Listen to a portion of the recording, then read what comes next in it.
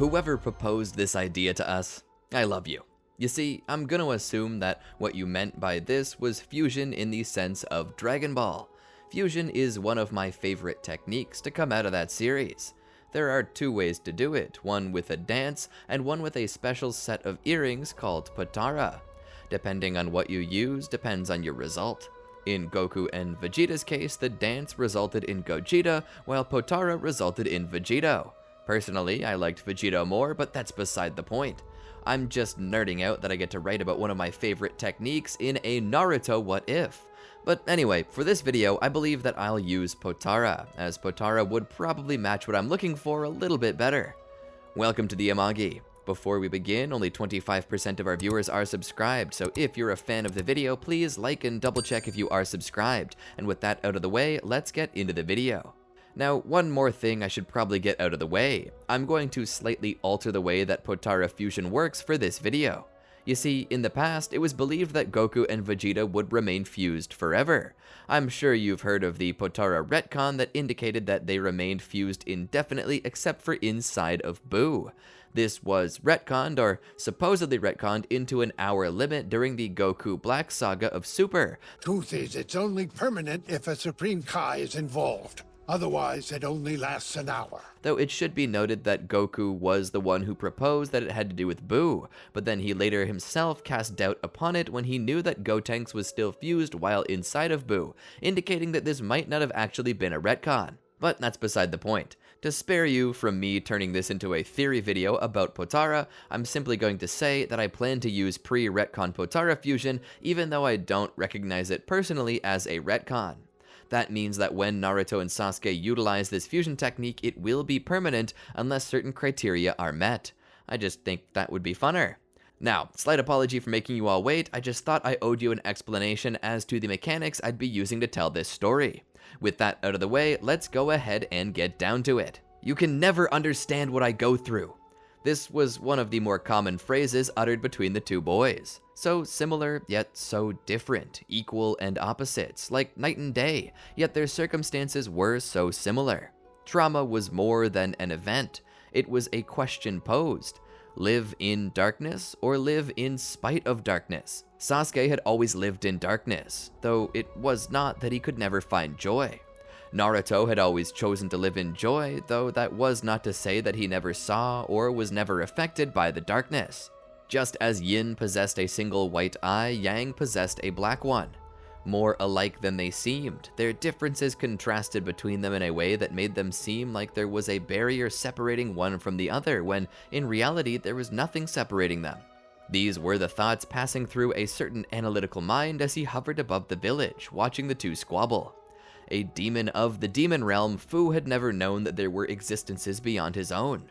He had known that in the vast multiverse there were infinite possibilities, but he simply never questioned that there were possibilities beyond the possibilities. A simple shonen jumping from one impossible world to another seemed both equally inconceivable and definitely possible. This new expansion of possibilities completely blew Fu's mind, as now he had a whole new world to play with. A new timeline to utterly screw up just for the hell of it, just to see what would happen, how they would grow, how much energy might be created from this timeline. But how am I to choose? He shouted as he gripped his head in dramatic confusion, a bit of ADHD being present within his mannerisms. Through his head, a million different possibilities echoed. He knew very little of this world, so how could he simply edit a single event and know it would do anything? That was unless he offered something beyond this world. Something that he knew could never have been used. But what? That was when a stroke of genius flashed through his mind. Those ultimate warriors, the ones who merely in the first of the line of Super Saiyan transformations could transcend even gods. Gogeta, Vegito. I wonder what could happen if this were to happen here. He looked down upon the two. Fire and ice, the contrast between them, yet the similarities. The conditions were perfect for the ultimate fusion. Just similar enough to be compatible, but also enough difference that their power would generate a spark that would continue to grow based solely upon how much they disliked being one-upped by each other. A perfect rival boost. That settles it. Potara it is. Pulling a pair of items from his pocket, he looked at them. 2 green orbs, like little pieces of green apple candy dangling from a chain of gold. Fu smiled. He looked down on the two as they bickered in the woods. He held out his hands as the 2 earrings dangled from his fingers. "Oops," he said in a sarcastic tone as his fingers separated, letting the 2 pieces of jewelry fall from the sky. "Can't blame me, I just accidentally lost a pair of earrings. There's nothing illegal about that, right, Supreme Kai of Time?" Suddenly, Fu disappeared, intent to watch the timeline fracture from a different perspective. As the 2 earrings fell, Naruto was pointing at Sasuke. "You always say that! You act like you're so much better than me and I hate it!" Sasuke sat leaned against the tree, arms crossed. "I act like I'm better than you because I am better than you," he stated with surety, his eyes closed as if by that statement alone he won the debate. Naruto clenched his fist and drew closer as if he was about to escalate this disagreement into a physical altercation. That was until something fell from the sky. It hit him right on the noggin where his soft spot used to be. Ouch! Sasuke opened his eye for a moment. Whether it was because he was frightened by Naruto's sudden exclamation of pain, or because he just wanted to see whatever was causing him anguish, only Sasuke himself knew, but his eyes opened all the same. Naruto, standing there, looked down at the ground. "What's this?" he asked as he leaned down and picked up the 2 earrings. "Whoa, they look expensive," he said as he looked up into the sky from whence they came. He looked down at them again before looking around. "Where in the world did these come from?" he asked. Seeing nobody else, and knowing that nobody would dare come here without a purpose, Naruto continued to mull over in his mind the possibilities of it all.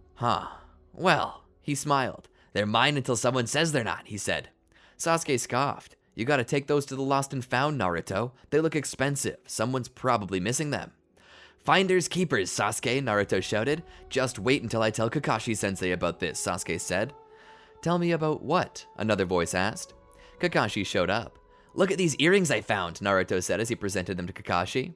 Kakashi took one of them in his hands. He examined them. They were clip-on in nature, obviously designed to be worn by someone, regardless of if they had their ears pierced. But at the same time, they were made of solid gold and some unknown jewel. Perhaps an emerald. These had to be expensive. "I told him he has to take them to the lost and found." "No way! I don't know where they came from, but they hit me in the noggin, and I don't sense anyone nearby." Kakashi reached out. "I don't sense any chakras nearby either, but that doesn't change the fact that these aren't yours, Naruto. You'll have to take them to the lost and found." Naruto groaned loudly as he rolled his head on his neck. "Alright, fine, but not until I try them on." Naruto clipped both Potara onto his ears. "How do I look? Fancy?" Sakura was in awe. "Can I try one on?" Naruto took one of them off. "You look like a girl in those, Naruto. Take them off." Naruto looked at Sasuke. "Who are you calling a girl?" He walked up to Sasuke. "I bet you'd look even girlier than I do," he said. Naruto went to put it on Sasuke's ear, but Sasuke pushed his hand away. "Get that away from me, idiot. I'm not wearing girly earrings."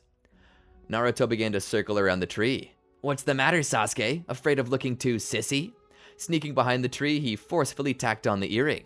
Sasuke stepped away. "Hey, you idiot, what are you doing?" Naruto began to laugh. "You look pretty good, Sasuke," Naruto said as he pointed at him. Sasuke clenched his fist. "Just wait until I get my hands on you, Naruto." Suddenly, the earrings began to glow. Sasuke's eyes cut over to them. What in the world? Sasuke was confused, and Naruto wasn't much different. Suddenly, they felt a pull, like gravity mixed with wind. Their feet skid across the grass and dirt toward each other. Naruto grabbed onto the tree Sasuke had been leaning against, all while Sasuke dug his fingers into the dirt. What the heck have you done, Naruto?" he demanded to know. "It's the earrings! Hurry up and get them off!" Naruto lifted a hand to grab at the earring, but suddenly he lost his grip. He flew at Sasuke, the two colliding face to face, mouth to mouth in the most awkward bromance kiss they'd ever accidentally shared. Sakura was both mad and terrified that Naruto once again stole a kiss from Sasuke that belonged to her. "Naruto?" They rolled across the ground against their will. Suddenly, the entire area was enveloped in a bright light that even Kakashi's Sharingan couldn't peer through. Suddenly, the two of them vanished, replaced with a single person. He had black hair that was spiked up and was wearing a black jumpsuit.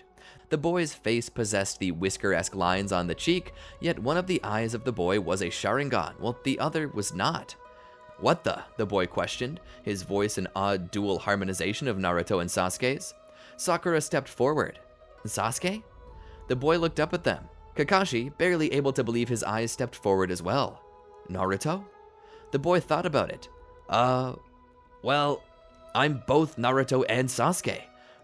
No, I'm neither Naruto nor Sasuke. I'm Saruto? No, that sounds stupid. Nasuke? No, that's worse. Narutosuke.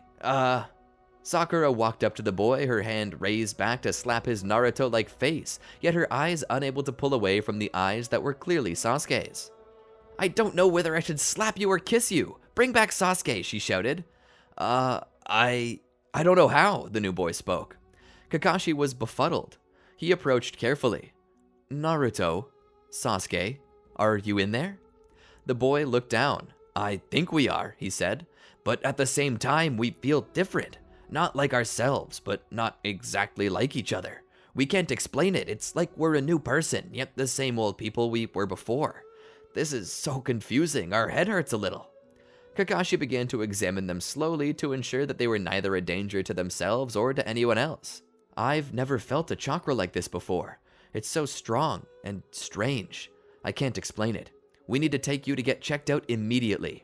Kakashi and Sakura rushed with them to the hospital where they admitted the new boy in under the names Sasuke plus Naruto and Fusion in brackets. The doctors began an extensive examination, taking some blood and DNA samples. Kakashi would inform the Hokage about this, and both Hiruzen and various members of the Anbu entered the hospital. They couldn't be too careful. Hiruzen would meet up with Kakashi. Sakura was already in mourning, crying on the bench outside of the room. What's going on? Hiruzen asked. Kakashi brought him to the window. Who's that boy? Hiruzen asked. Kakashi held up his hand as if to present the boy like Vanna White would a letter on Wheel of Fortune. That is both Sasuke and Naruto. Hiruzen was shocked. What is this chakra?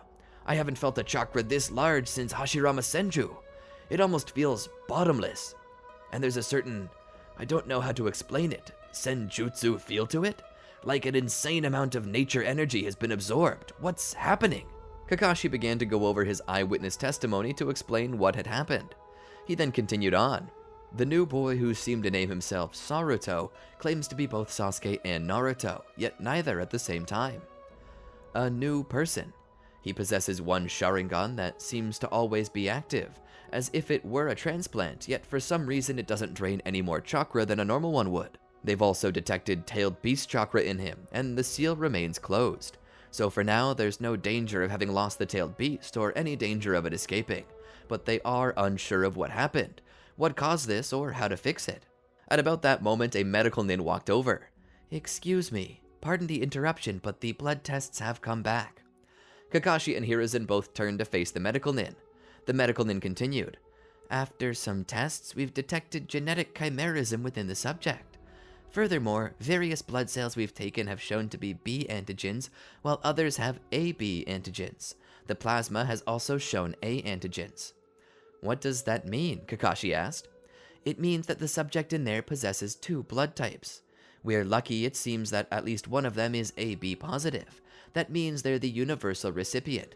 If they had been an A-type and a B-type fusing, well, there's no telling what could have happened. Would the fusion not have just been able to handle both A and B antigens if the fusion had been that way? Hiruzen asked. The doctor shrugged. It's possible. I don't recall ever seeing a jutsu that could do such a thing as this.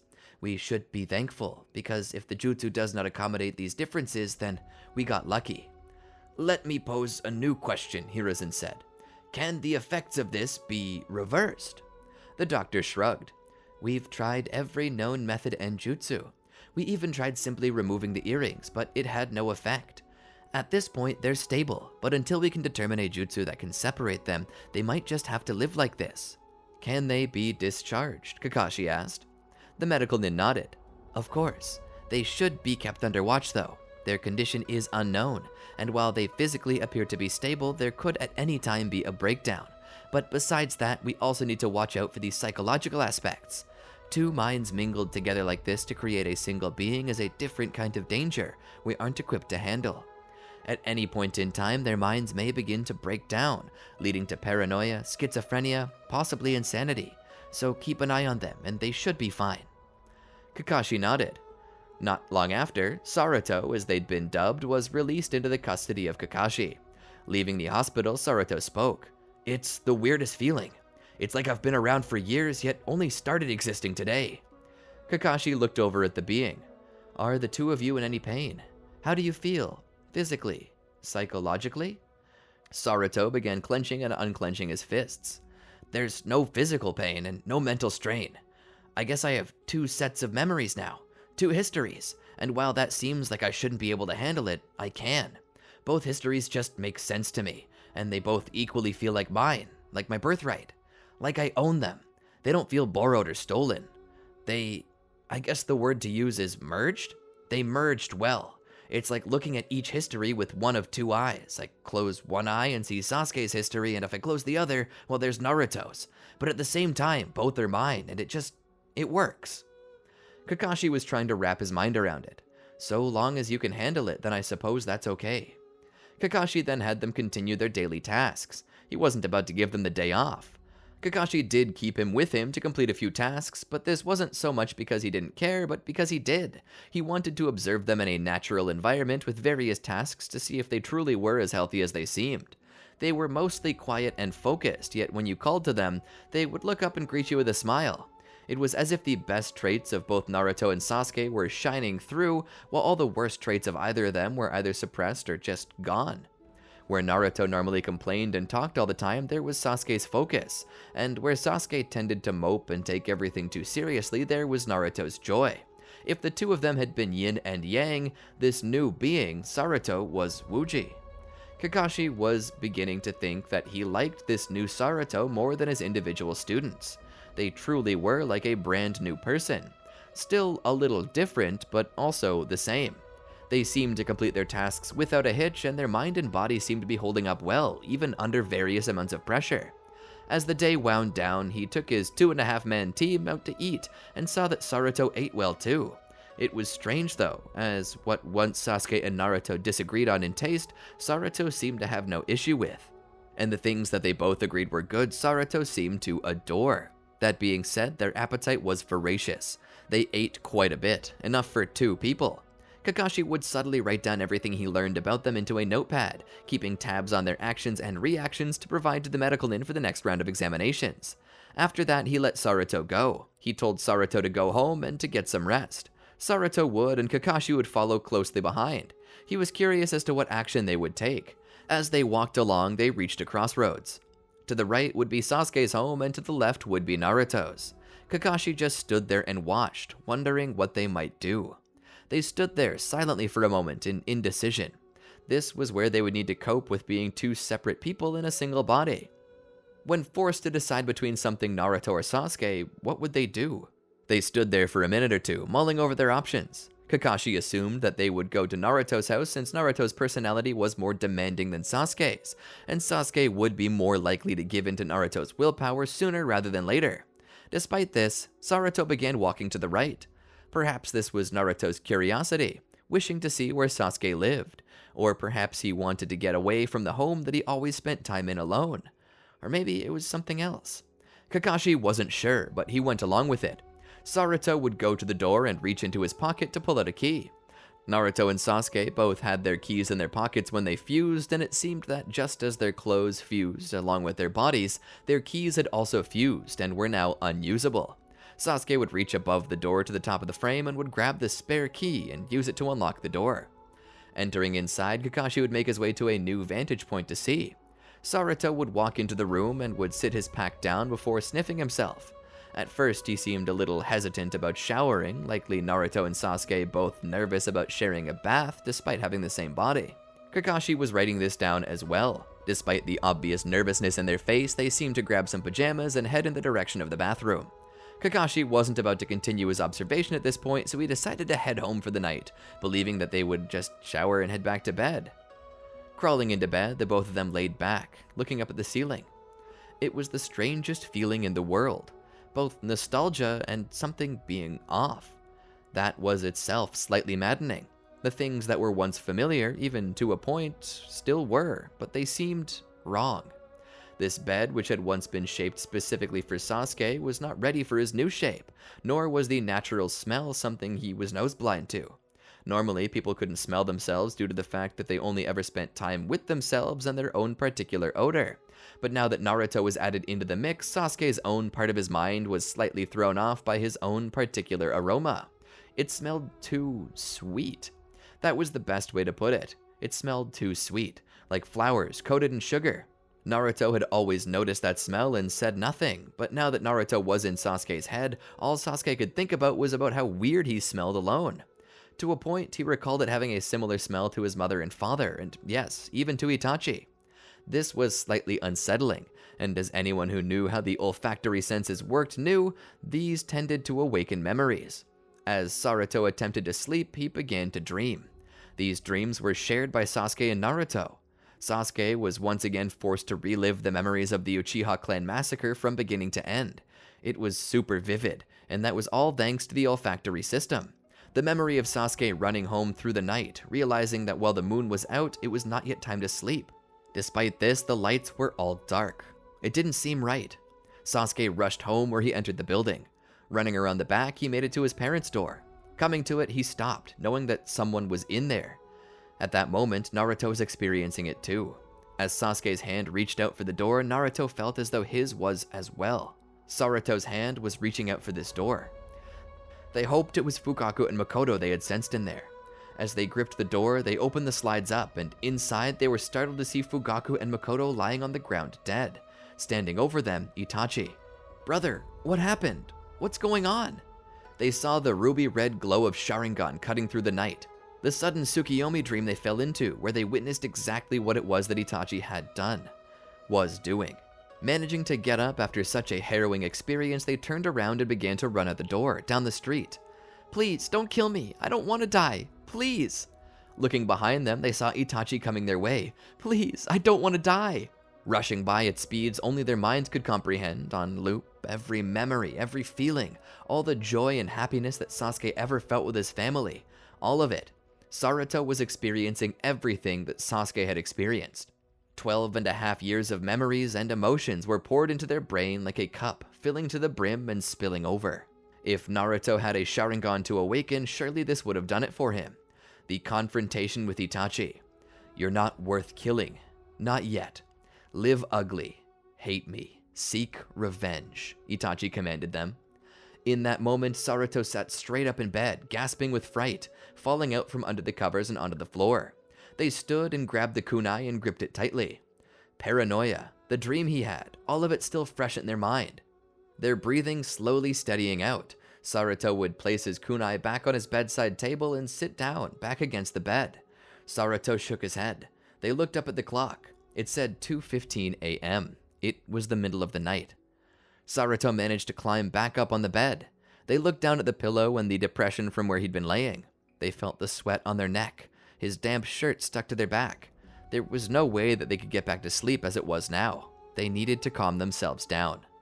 They stood again, slipped on their shoes and a windbreaker, and proceeded to head out. As they walked down the streets, they found them deserted, with few lights on. Only the wind could be heard. The village looked utterly and totally abandoned, not too unlike the Uchiha compound on the night of the massacre. Yet, despite being alone, Naruto felt as though they were being followed. Leftover paranoia from their dream. Without any other ideas, they decided to head for Naruto's apartment. Surely he couldn't have that many bad memories to conjure up while dreaming, right? Climbing the stairs to the highest level, they made their way to the door that was Naruto's. They pulled the key from under the mat and then attempted to put it into the lock. Once the door was open, they stepped inside. The moment they did, Naruto gagged, his hand put against the wall, trying to keep from puking. "I don't remember it smelling like that," Naruto said. It smelled like a used diaper thrown into a trash bag and then left out in the sun all day. Covering their nose, Naruto walked a bit deeper into the apartment. Just as he thought, the trash had not been taken out and had been left to fester. In the sink were dishes haired over with old food and mold from days spent without washing them. Perhaps longer, considering the appearance of multiple ramen cups in the trash. The living room was littered with clothes of every type, each one smelling like the inside of a locker room. "What was I doing in here? It smells like a corpse." Feeling as though they might puke, Naruto made his way into the bathroom where he turned on the light. The sink and the toilet both haired over with mold, yellow water and toilet paper standing in the bowl where Naruto apparently was allergic to flushing. Yeah, puking was gonna happen, but definitely not in the toilet. The very thought of that was making Saruto want to puke harder. Choosing the lesser of two evils, he puked into the sink. The best he could do after that was rinse it down the drain. Just being in this bathroom made Saruto feel like he was gonna catch a disease. Stumbling into the bedroom, hoping it was clean enough to sleep in for the night, Saruto was disappointed to see that it was not. While not as bad as the kitchen and the bathroom, it wasn't much better than the living room. There was a laundry basket filled to the brim. Naruto seemed to at least be trying in his bedroom. Why here and nowhere else, the Sasuke part of Saruto could never know, but apparently he was. If we ever defuse, I'm gonna clean this apartment from head to toe. I'm gonna die. He sat on the bed. The moment he did, the stench of sweat, sour like milk, wafted up. Saruto looked back and felt as though he could see the fog of stench rising up like a vengeful spirit to attack him. He shook his head. Screw this, I'm not sleeping here. He covered his face and began to briskly walk out of the apartment. Closing the door, he locked it behind him. At this point, he wasn't sure if locking it was to keep people out or to keep the filth in. Either way, he locked it and took the key with him. He didn't want anyone having the chance of finding it and getting in there.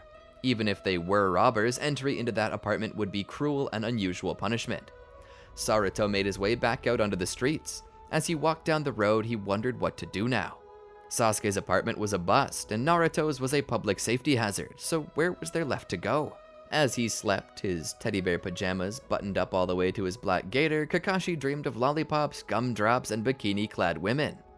Sleeping his best sleep under the watchful leaf of Mr. Uki, his pet potted plant, Kakashi was in heaven. That was until the knock of an unexpected visitor roused him from his paradise and dropped him back into the real world. Sitting up in bed, he rubbed his single exposed eye and looked at the clock. 3:30 a.m.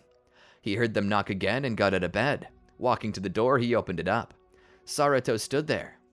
Hey there, Kakashi-sensei. Are we interrupting something? They asked as they couldn't pry their eyes away from the bears on his PJs. Only the best dream I've had in a month. What is it? Saruto stood there for a moment and looked away before continuing, obviously embarrassed. We were wondering if we could stay with you for the night. Kakashi looked at them. What's wrong with your apartment, or apartments? Saruto's gaze stared up through concerned eyebrows. He shook his head. Kakashi stood there, imagining that somehow the two of them were experiencing homesickness despite being home. Saruto continued, answering as if knowing what was on Kakashi's mind. Sasuke's home is full of smell and it brings back bad memories, and Naruto's apartment is also full of smell, but that's a different issue.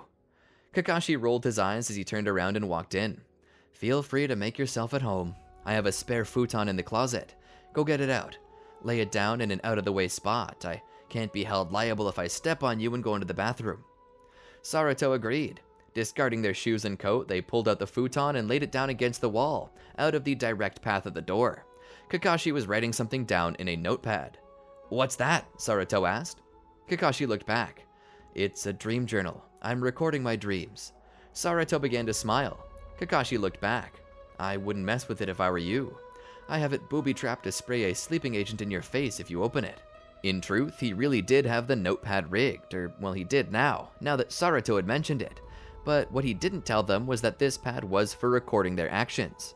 He would put the pad away and lay back down in bed. There he'd get comfortable. Saruto was also getting comfortable, though his eyes were wide open. He looked up at the foot of Kakashi's bed. Thanks for letting us stay over, Kakashi-sensei. Kakashi yawned. It's fine. But just know this. Tomorrow I'm buying you a can of Febreze, and I'm not doing this again. Deal with your own smells. He then immediately conked out again, forcefully trying to push himself back into the Playboy Candyland paradise from which he had originally come from. Saruto laid there on their back and proceeded to head back to sleep. They didn't have any dreams, at least none that they could remember. Getting up, they followed Kakashi out to get some breakfast because it seemed that Kakashi didn't like to cook or prepare any meals of his own. As they walked the streets, they were met with odd glances. It was as if people knew that Naruto was present inside of him. You can change your hair color, your wardrobe, and even wear contact lenses, but we know a demon when we look at it, an old woman said. Saruto was shocked. Contact lenses? He then realized that she was talking about his Sharingan. Wait, this isn't a contact lens, it's real, look. He began to spin the Tomoe within it to prove that the Sharingan was legit. "Whose eye did you steal then?" she asked. "Haven't seen that Sasuke boy around. What did you do to him?" "Sasuke? I am Sasuke," Naruto said. The old woman laughed. "Sure, and I'm the fired daimyo's sister. Get out of here, you useless urchin. If that Sharingan really is real, it only makes you more of a murderer." It was at about this time that Kakashi stepped in, displaying his own Sharingan. "I guess that makes me a murderer too, right?" The woman looked up into the cold, uncaring gaze of Kakashi. It was a stare that said he had killed many people. What was one more? The woman backed down. "Just keep that demon away from me, Hatake. It's bad enough that you fraternize with one as bad as him. Don't involve me in your antics. Nothing good can come of him, no sir." The woman then went back into her place of business. Kakashi watched her go, waiting a moment longer before turning back to his original course, leaving Naruto staring straight at the door, startled by the heartlessness. "Come on, Naruto." They both turned and followed after Kakashi, who led them to an old cafe. "This is my favorite place to get some breakfast. They have the best coffee in all of Konoha." He sat down at a table with Naruto on the other side. There he ordered a bagel and 2 hard-boiled eggs alongside some coffee, black. Naruto, unsure of what to order, simply ordered the same as Kakashi, but minus the coffee in exchange for some OJ. As the meal comes around, Kakashi manages to eat the meal without removing his mask, hoping that the trick would entertain Naruto, but in the end, Naruto is left staring off to the side. "Your eggs are gonna get cold," he said. As if somehow that was him asking for an explanation, and trust me, he wasn't. Naruto began to speak. "That woman, she was so mean. Why was she so mean to us?" Kakashi swallowed and took a sip of his coffee. "You have Naruto's memories. Why don't you search those?" Naruto sat there. "I did, but I didn't expect this. I didn't think it would feel like this." "I didn't think it would hurt?" Kakashi asked. Naruto nodded. Kakashi continued. "Loneliness hurts, Naruto. Take it from me. I was that guy who wasn't too far removed from either of your base parts. Like Naruto, I tended to be very lonely, not allowing anyone into my circle, but that hurt so badly. I lost my father and both of my teammates, and last of all, I lost my mentor and his wife. The only person I really have right now is Hiruzen, and I guess an old Anbu member who was in my squad, though I wouldn't say we were that tight." "And don't forget me," a deep yet excitable voice said. "You got me, my eternal rival," said a man in a green jumpsuit. Kakashi rolled his eye. "Yeah, for better or worse, I have Guy." "Don't be so blue, Kakashi. You know you love me." Kakashi smiled. "Like sunshine on a Saturday morning, I either run with you all day or avoid you like the plague and watch cartoons." Guy laughed. "Haha, as is the eternal springtime of youth." Kakashi continued. "Having lost everything, though, at the time, I was in such pain. And it didn't help any that people believed I stole my Sharingan and killed the person it belonged to. So I know how it feels. Neither of you quite grasped the pain of the other because you were too focused on yourselves. Now that you're both forced to focus on each other because each other is yourself now. Does that make sense? It hurts, but just remember what it was that Naruto did in all these situations. Try to smile, find the silver lining, and focus on that." Naruto nodded and began to eat. After that, they met up with Sakura. Together, the group would wonder if they still counted as a 3-man team or if they would need to add someone else. Determining that they did still count as a full squad, they made their way to the Hokage's office where Hiruzen was sitting. There, they waited for their mission to come down, and when it did, Naruto couldn't have been more excited. "No way! Our first mission outside the village?" Kakashi looked at the bill. It said that it was a mission that led outside of the village to a place known as the Land of Waves. "Are you sure that's a good idea?" he asked as he pointed to Naruto. Hiruzen nodded. "Yes, from what we can tell, he's stable and healthy, both physically and psychologically. That being said, we need to know what his capabilities are. He's strong as some of the previous Hokage, all the while he's untrained. We need to see what he can do with this, and better yet, what he can do when trained." Kakashi nodded. "When do we set out?" he asked. Hiruzen smiled. "How does today sound?" Meeting at the gate didn't take too long. Kakashi had been sure that his students knew that they would need to keep packs ready just in case they got called out of the village at a moment's notice. He was a bit more worried about Naruto. After all, they had yet to properly acclimate to their new reality, but amazingly enough, it didn't take them long to get to the gate. They did indeed show up last, but they did show up in a fairly timely manner, all ready to go. "That was quick," Kakashi said, watching them approach. Naruto shrugged.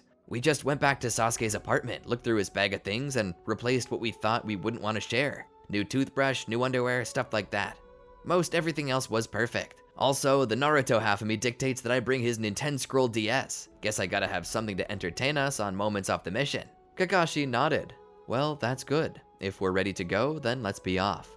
Kakashi turned around and began to lead the group off, Tazuna quietly in tow behind them. As they walked down the path, everything seemed to be going well until Naruto stopped. There's a trap ahead of us, he said simply. It was as if he was unimpressed by the obvious nature of the technique. He looked over his shoulder. Permission to stomp a hole in someone's back end, Kakashi? Permission granted, Kakashi said. Naruto began to walk forward, popping his neck and shoulder, cracking his knuckles. Kakashi found it odd that mere bandits would have knowledge to make use of such a technique as hiding in the surface of a puddle. And as soon as the demon brothers sprung the trap, he knew why. Naruto saw them coming. He threw a kunai with such strength that it caught their chain and robbed their pounce of momentum, leaving them open. The panic was clear in their eyes as they realized the helplessness of their situation, but by that time it was too late. Naruto was already in the air beside them, planting his feet into their jaws. He forced them into two separate directions, the force of his strike snapping the chain that bonded their twin gauntlets. They each hit a tree with such force that the trees cracked behind them.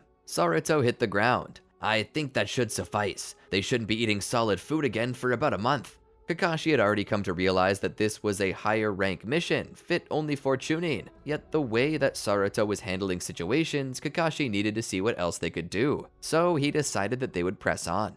Eventually they'd be caught by Zabuza, who would challenge them. Naruto would step forward, ready to fight, but Kakashi would stop them, believing that Zabuza was above their power. This led to Kakashi, despite use of his Sharingan, being trapped in the water prison. Naruto would shake his head and sigh. He should have trusted me. I could handle this.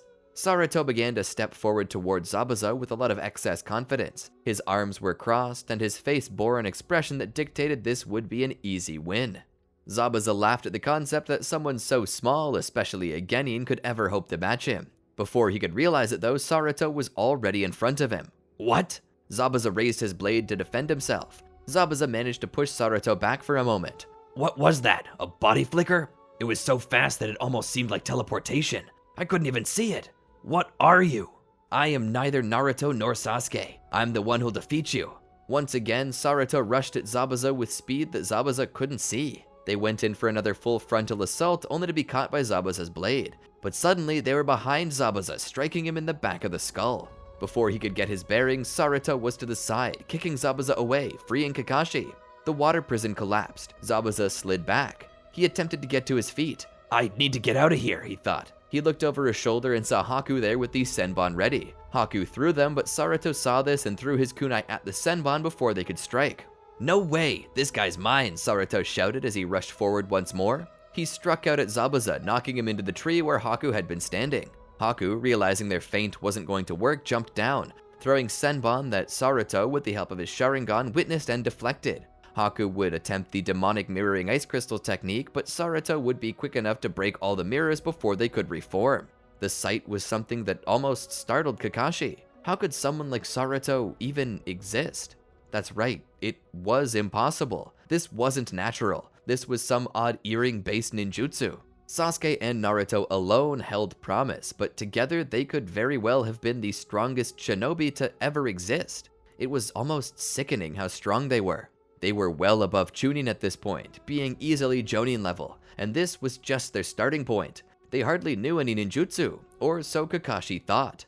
That was until Naruto displayed the water prison technique.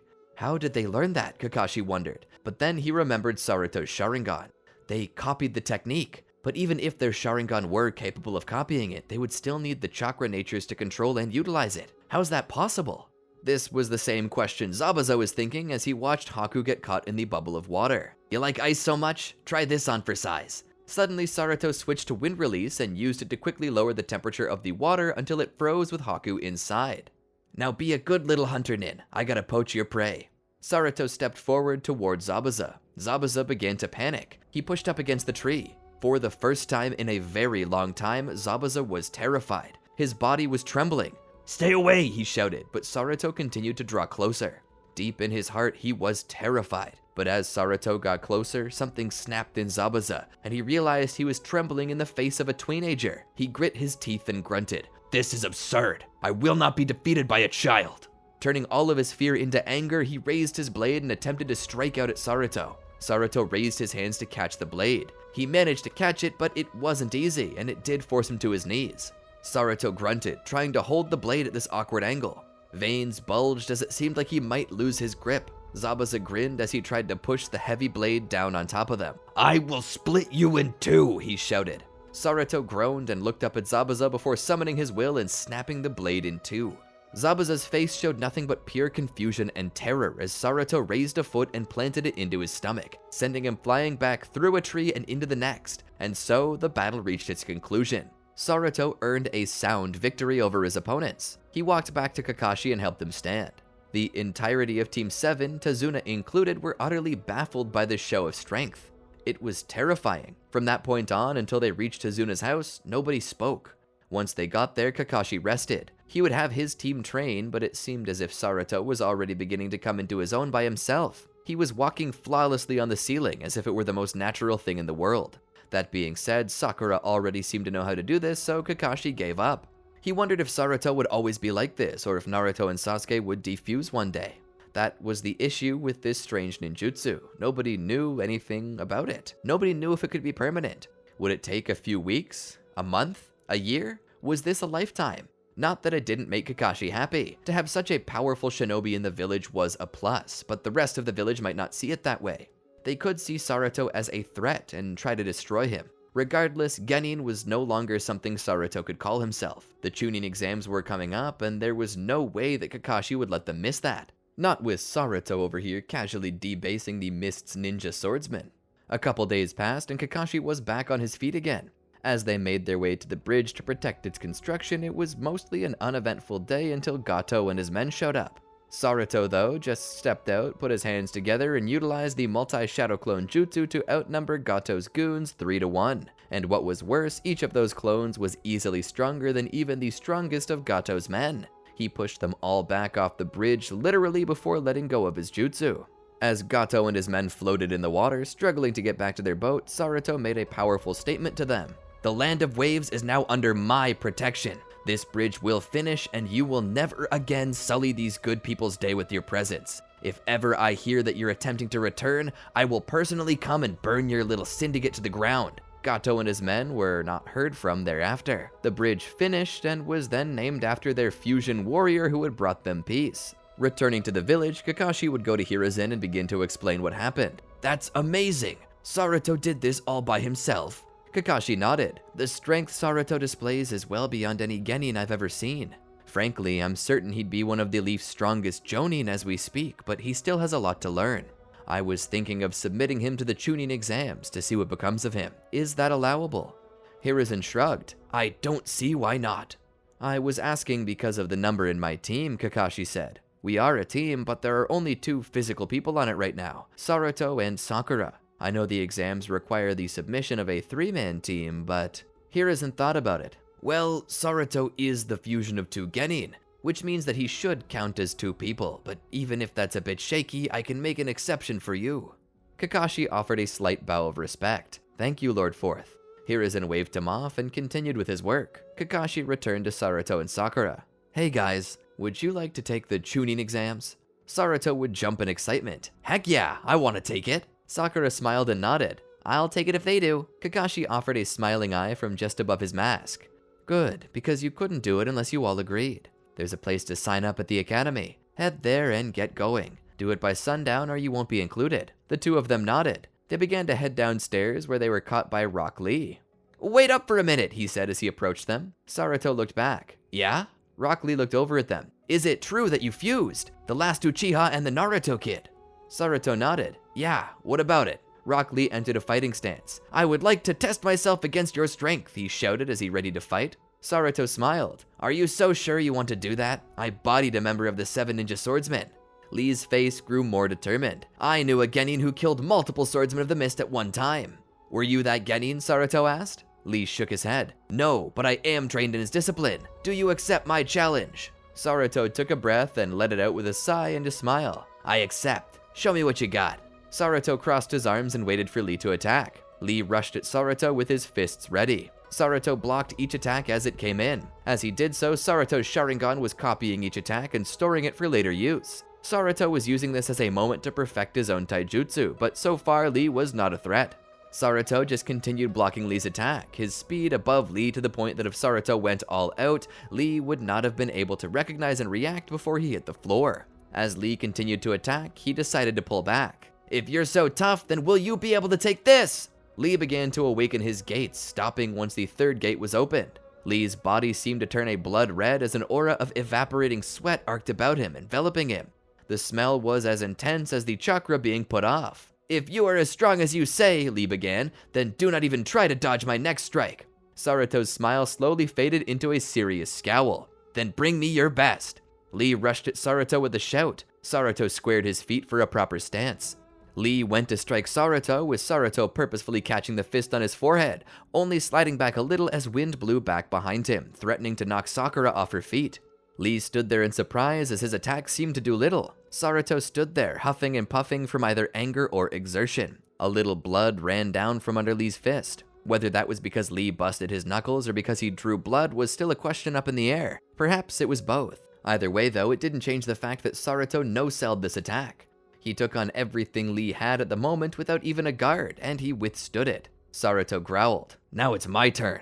With incredible speed that Lee could not see, Saruto spun his body around before planting a kick right into Lee's chest, sending him flying back into the wall, leaving a crater. Lee fell forward and caught himself. Saruto spoke, "I'm impressed that you even remained conscious after that. You've earned my respect." At about that time, Guy rushed in. "What is going on here?" Sakura looked to Guy. That boy challenged Saruto to a battle and Saruto beat him. Guy sniffed. "That smell, that heavy perspiration. Lee, did you use the gates?" Lee looked up. "Yes, Guy-sensei. I know I broke my self-rule, but I needed to..." "Prove yourself?" Guy asked, a hint of anger in his voice. Lee shook his head. "Test myself. I didn't care if anyone praised me for this fight. I just needed to know." Guy helped Lee stand. "You're going to be punished for this. I hope you know that, Lee." Lee nodded as he gripped his head. Guy looked to Saruto. "I'm sorry for the trouble my student has given you. You should be on your way. If you don't hurry, you'll miss your chance to enter the exams." Saruto turned around and left with Sakura. She looked to him. "You should have taken it a little easier on that guy. It looked like you nearly killed him." Saruto looked over at Sakura. "Maybe, but he knew what he was getting into when he challenged me. He wanted it, and for that, he has my respect." Sakura listened to what he said and felt a shiver run down her spine. The same feeling she'd gotten with Sasuke, but now, somehow, it was increased. She had never thought that any part of her could like anything about Naruto, but there was something in him that was being displayed through Saruto. There was an honor there. There was pride, yes, but it was balanced with honor and mercy, with kindness and strength. It was like Naruto and Sasuke balanced out the worst parts of each other's personalities and formed someone better than either of them had ever hoped to be a part. And now Sakura felt as though she was falling deeper and deeper into infatuation as she spent time around him. Making their way to the academy, they would sign up and await the start of the exams. The next day, they would both meet at the academy where the first third of the exams was to begin. They were taken into a room not too dissimilar from the classroom they had previously used while attempting to become genin. There, they were given a written test, a sheet of paper covered in questions. As Saruto looked these over, he began to reflect on how this seemed to go well over his head, how it seemed to go even over a Chunin's head. Through Sasuke's intellect, Saruto knew there must be a gimmick to this. The true test was an if they could cheat properly without being caught. That was the trick. So Saruto began using his Sharingan to search for the correct answers, and then wrote them down. As he finished, he kicked his feet up on the desk, much to the chagrin of the proctor. He'd been hoping to force the genin into a state of panic to see what they were really made of, but Saruto was too sure of himself. "We'll see how he handles the final question." As the time reached its conclusion, Proctor Marino informed them all of the final question. "I bet you think you're all so tough, huh? Think you got it all figured out. Well, let me tell you about this last question," he said as he leaned over his desk, staring straight at Saruto. "This question will be the hardest of them all. And no, there's no cheat sheet anywhere in class for you to look at if that's what you were doing before." Saruto sat there and listened, not much caring. Marino began to chuckle. "You think this is all a game? Let me change the stakes for you then, for all the class. This question will be an everything or nothing question. If you wish to pass this test, get it right. But if you fail the test. And to add even higher stakes, allow me to inform you that if any of you fail to answer this question, you'll never be able to take the test to become a Chunin again." That's right, you'll forever be Genin, with no hopes of becoming anything more than that. Your future weighs entirely on this one question. If you refuse to take it, you won't be penalized, and may try for Chunin later. But if you take it and fail, that's it. So what'll it be? Will you take this final question, or will you save your careers and leave? Various Genin would then stand and begin to leave the room. As they did, Naruto watched them. Sasuke's intelligence was a little nervous, but he believed in his intelligence. And this, mixed with Naruto's gutsiness, ensured that there would be no choice but to take the question. This blew Ibiki Marino's mind.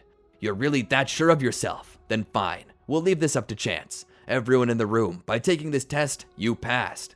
Everyone but Naruto. Naruto really will need to take this question. You can quit at any time, Naruto. Now, I'm thinking of a number between 1 and 5. What is it? Naruto's face scrunched up in confusion. You're asking me to bet my future on a 20% random chance?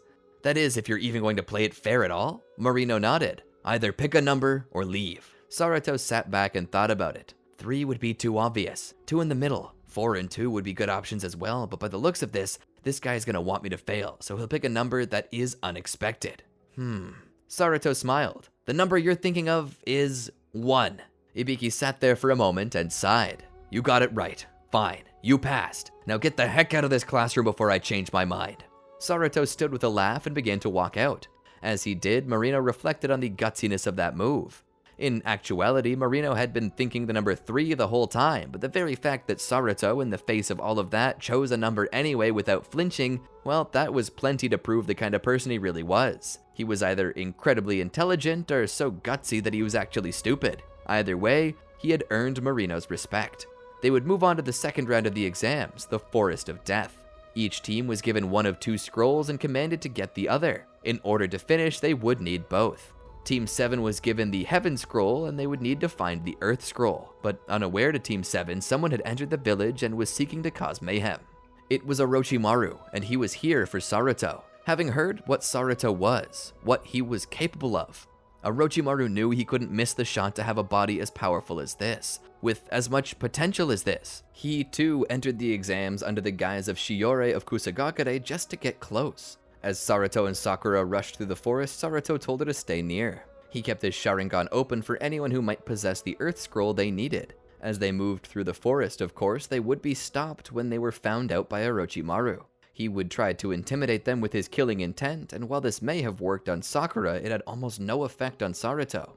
Naruto sighed. Please tell me there's more to you than an icy stare. Orochimaru began to chuckle. You really are the best vessel for me. Naruto cocked his head. Vessel? Orochimaru began to explain as he pulled the disguise from his face. Since we're soon going to share a body with each other, I might as well tell you.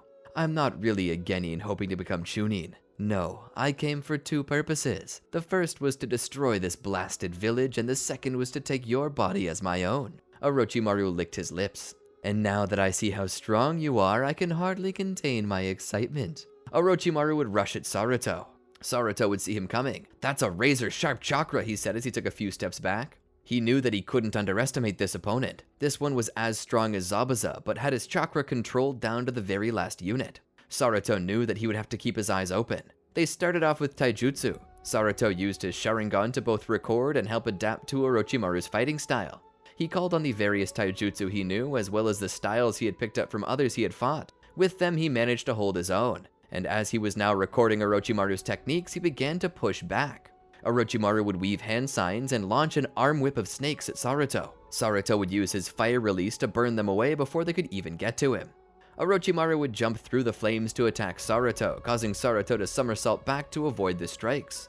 2 other Orochimarus came after him, shadow clones, not too unlike the ones he had used on the bridge against Gato and his men.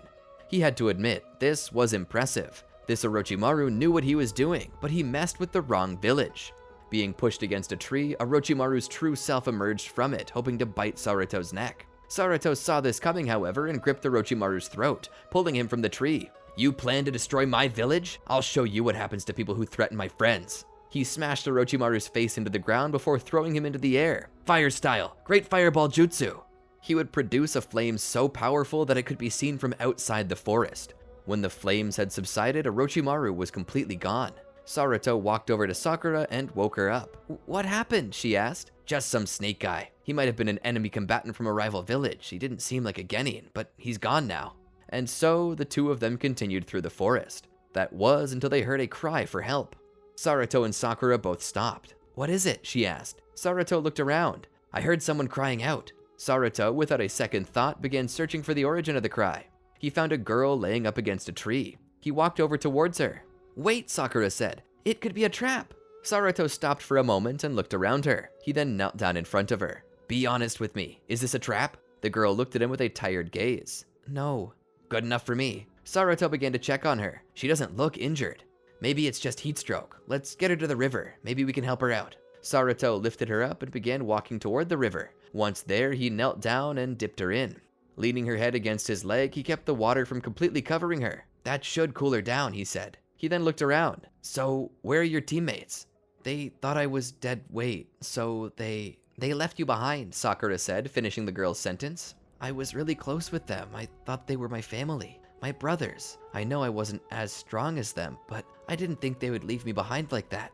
I asked them why, and they said it was like being in the field. The mission came first. But I know what they meant. We don't want you getting in the way of our futures. So they left me. Saruto was gritting his teeth. They're worse than scum. As he sat there, he lamented the fate this girl had been given. Her team had abandoned her because she wasn't as useful as they wanted. He sat there with her for a moment and looked back at Sakura. You're a hidden leaf shinobi, right? Saruto asked. The girl looked up at him. Yeah? Saruto smiled. What say you join our team? Huh? She questioned. Join your team? Saruto nodded. At least until the end of the exams. As it turns out, I can count as either 1 or 2 people, which means our team technically only has 2 individuals on it. We could always use a 3rd teammate. What's your name? It's Haruko, she said. Saruto smiled. Well, Haruko, welcome to the team. He lifted her up on his shoulders. Together they began to move forward. As he did so, he kept an eye open. The moment he spotted a 2-man team headed north, he sat Haruko down. What did you say the name of your teammates were? Kenzo and Riku, she said. Saruto nodded. Stay here with her, Sakura. I'll be right back. Saruto then began jumping through the trees. As he did so, he would catch up with the 2 boys. I would assume your names are Kenzo and Riku. The 2 looked at each other as if to ask how he knew. They then looked back. Maybe. What's it to you? That was all the confirmation Saruto needed. He moved like lightning, putting a fist in Kenzo's stomach. The boy flew back into a tree and then hit the ground. No doubt he had a couple busted ribs from that. Riku wanted to try and escape. Coward, Saruto said. He swept the boy's feet, causing him to fall and bust his chin on the tree limb they were standing on. Before he could fall though, Saruto caught him. He lifted him up. Question, do you know a girl named Haruko? Riku nodded. Yeah? Saruto looked down and saw the earth scroll. He took it from the boy. Haruko sends her regards, you little turd. He punched the boy in the face and then tossed him into the bushes below. And I hope they're thorny too, he shouted down, a bit of Naruto slipping through.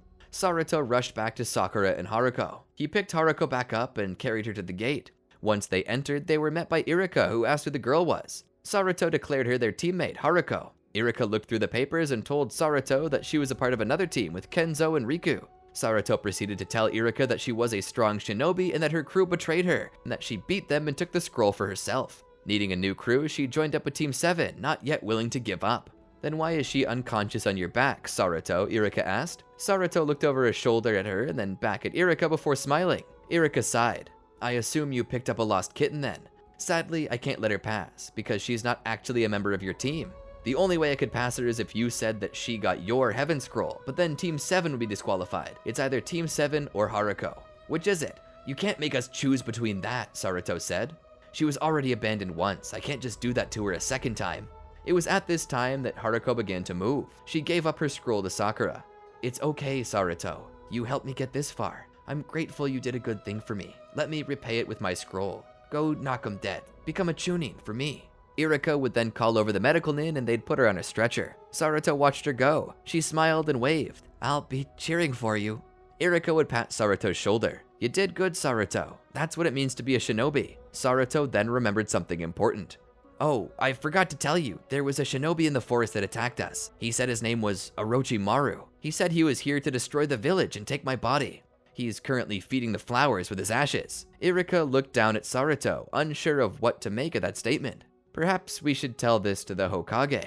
The third and final round began. Exhibition matches between each of the shinobi individually. Teams were no longer required. Saruto was set up to face off against Kiba and Akamaru. Saruto almost had no issue against him at all and would pass on to the next round. Sakura would get double KO'd with Ina, which meant that she was out, and after this they would each get a month off to train and rest. Saruto spent most of his time lazing about. He'd return to the exams where his next match was against Neji Hyuga. Saruto would nearly be taken by surprise with the gentle fist technique when his shoulder was struck. Losing all feeling and control in his arm, he knew he'd have to be more careful. He would manage to get one on Neji though, and once he struck him once, he didn't give Neji any time to retaliate. He would defeat the Hyuga. The final match was against Gaara, who had previously hurt Lee in their own battle. The cruelty in Gaara's eyes spoke volumes. Saruto's speed was well above Lee's though, and this meant that he could easily get around the sand barrier. His strength was also leagues above Gaara's. In the end, Saruto defeated Gaara too and was named champion of the exhibition matches. Given his actions, both he and Sakura were granted the rank of Chunin.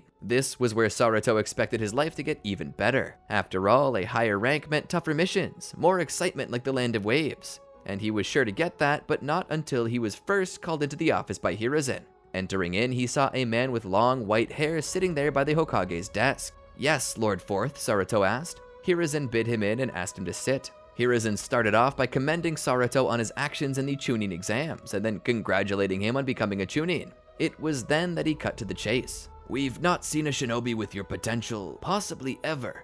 And you only seem to be growing stronger and stronger by the day," he said. "I'm sure by now you know about the nine tails that lives inside of you. Mizuki surely told you." Saruto nodded. "I know of it, yes." Hiruzen then continued. "That tailed beast could be a source of strength for you, but you'll need to train to utilize it. If you can master your tailed beast, I doubt that anyone would be able to defeat you. For that cause, I've called up Jiraiya here. He knows of the tailed beasts and will gladly train you."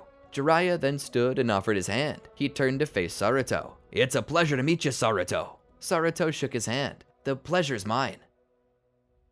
Saruto was punching and kicking, practicing his taijutsu early in the morning as this was something Sasuke customarily did. Naruto, for the most part, was generally still in bed at this time, so the difference here was that Saruto was up and at it, but his brain was only halfway there. Each strike that he sent out was somewhat sloppy. As if Sasuke within the fusion were getting upset at Naruto, Saruto slapped his own face. Walking to the nearby river, he dunked his own head into the cold water and held it there for 5 long seconds before pulling it back out with a gasp. "That should help me keep awake," he said as he shook his hair out like a dog, and indeed it did help. His attacks became quicker, sharper, more accurate. The tree he was using for practice had seen its fair share of attacks. Saruto's shins were definitely sore, as was their knuckles, but this was the best kind of training. The constant trauma to the knuckles and shins served to create small hairline fractures in the bone that soon would heal, leaving behind knuckles and shins harder than before. It was a taijutsu technique used for training in the martial arts discipline sometimes known as the art of 8 limbs. That said, as he continued striking, his shins and knuckles began to bleed. Saruto stepped back after a time, seeing the exposed cambium and sapwood slowly turning pink as his blood soaked in. Saruto was pleased to know that this tree would eventually heal it over. In this way, Saruto knew that even if he were to pass away, a part of him would remain within this old tree to face the future. A legacy of sorts, proof that Saruto existed. But why is it, you may ask, that Saruto would fear death approaching him? Well, for 2 simple reasons. The first was obvious. Shinobi just didn't tend to live all that long. Like, on rare occasions, super elite shinobi like Lord Third could live for insane lengths of time and die happily of old age. But for the most part, all other Hokage had died well before retirement age, with the 4th Hokage, Minato Namikaze, dying at the young age of 24. That, too, was likely Saruto's fate.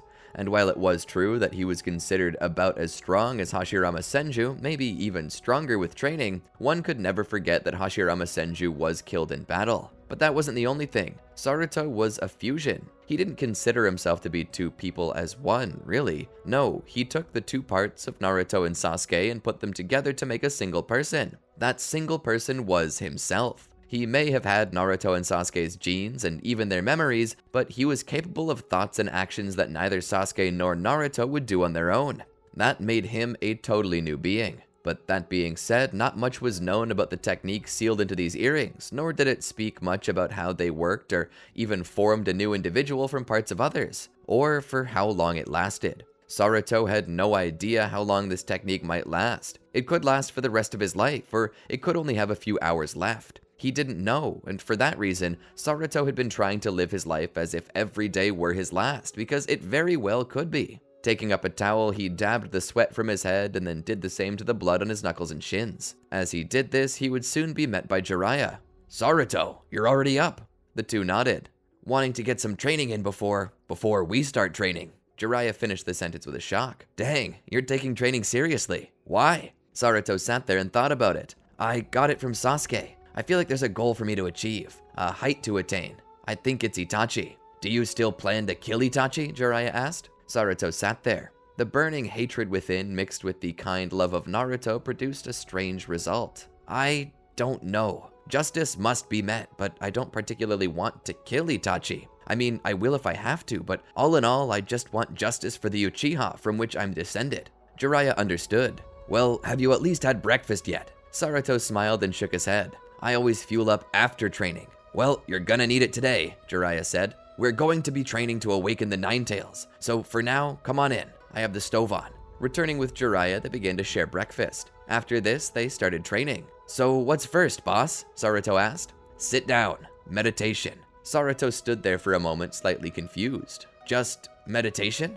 Jiraiya nodded. "What, did you think we were gonna gain control of the Nine Tails by fighting it?" Jiraiya thought a bit more about it. "Actually, we might do that later, but anyway, for now we're gonna work on contacting the Nine Tails. Once we can do that, we can start using some of its chakra to slowly strengthen you." Naruto sat down. "So how do I contact this thing anyway?" he asks. "You close your eyes, concentrate on entering your own mind. That should leave you in a semi-conscious state where you can enter your subconscious mind where the Nine Tails exists. Try it. Tell me if you can contact the Nine Tails."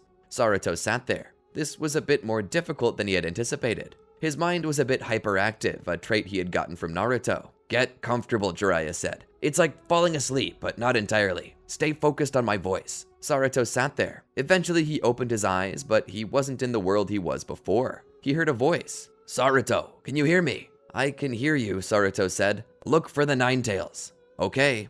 Naruto went a step forward, but when he did, he was stuck. "Huh?" He looked down and noticed a rope tied around his waist. He turned around and looked back to see that rope branched off in two directions, and at the end of either direction, there stood Naruto and Sasuke. Naruto walked over to them. They acknowledged his existence, so they weren't hallucinations. "Are you me?" he asked. Naruto and Sasuke nodded. "We're you, and you are us." "I'm not alone in here," Naruto said. "What do you mean?" he heard Jiraiya ask. Naruto began to explain. "Naruto and Sasuke are in here with me." There was silence for a moment. "Don't be afraid. They're just the two parts that make up your personality." Naruto looked down at the rope holding them all together. There was what looked like an intricate knot tying off the three pieces of rope. Naruto began examining it. "I wouldn't mess with that if I were you," Sasuke said. "Why not?" Naruto asked. "That's the thing holding us together. That thing represents the power in those earrings. If you unknot it, the power will be undone, and you will die," Sasuke said. Naruto was terrified. "You mean if I undo this, and we unfuse, I'll die?" Sasuke nodded. "Yes. You do best to leave it alone." Naruto stepped back from the knot, a new fear rising inside of him. "What did you come here to do? Forget about that knot. Remember what you came here for." "But what if you two decide you don't want to be fused anymore and unknot it?"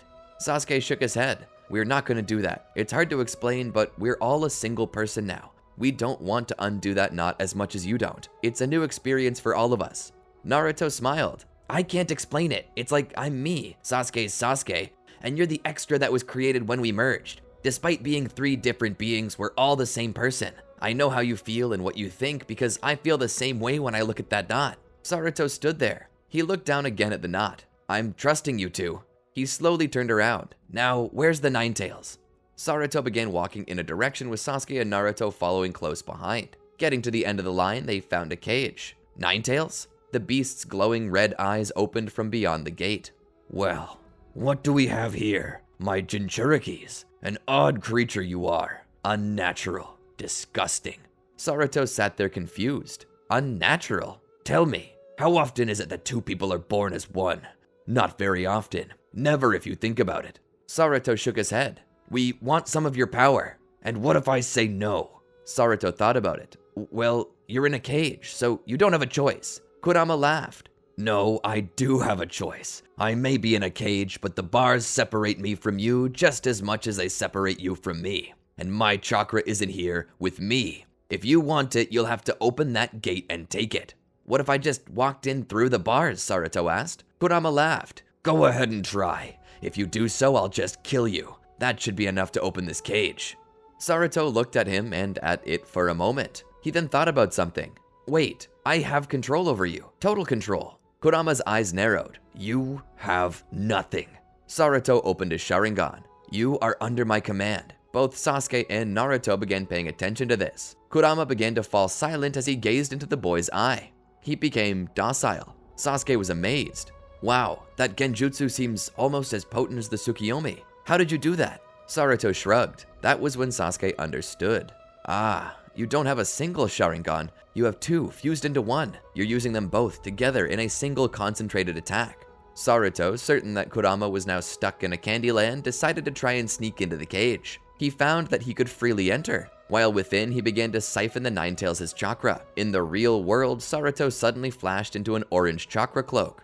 Jiraiya's jaw hit the floor. Naruto opened his eyes. Does this work? Jiraiya couldn't believe what he was seeing. Naruto, there were 2 whole stages you just skipped. You were supposed to enter version 1 and version 2. I don't even know what this is. No Jinchuriki has ever awakened this before. Sorry, should I go back? Naruto asked. Jiraiya let out a sigh. No, this seems to be better than the other forms anyway. Naruto laughed. Cool, can you teach me that one thing now? Jiraiya was confused. What one thing?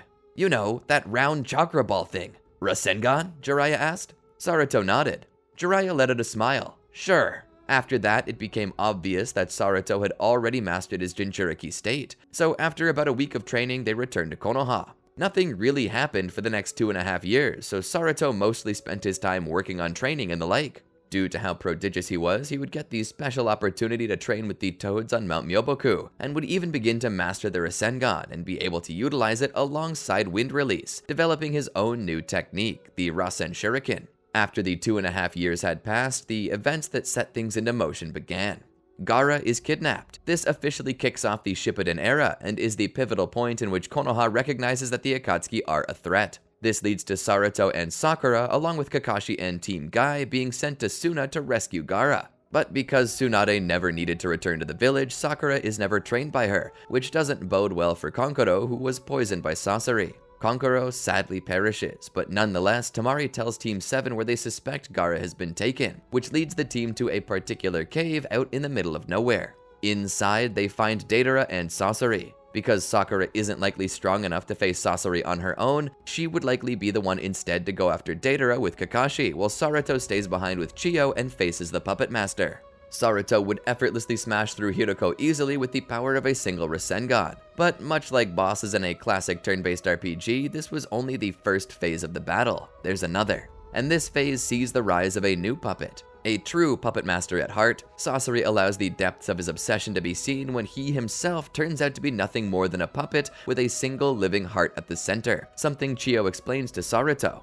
So all I gotta do is rip that heart out. Got it. Chiyo seems deeply disturbed by this statement, though Naruto doesn't understand why. He surmises later that it had to do with Chiyo actually being Sasori's grandmother, but at that moment, he didn't know. Sasori would use his red secret technique, Performance of 100 Puppets. This fills the area with many puppets, to which Chiyo is forced to use White Secret Technique, the Chikamatsu collection of 10 puppets. But even with this, she was still outmatched by Sasori, who had her overwhelmed with his many more puppets. This is where Naruto came in. With his physical strength and taijutsu prowess, as well as his abilities he had gleaned from watching Lee, he managed to open the second gate and run into battle against these puppets. They tried to gang up on him, but Naruto's punches, kicks, and dodges were so fluid that one might think he knew the attacks were coming without actually seeing them.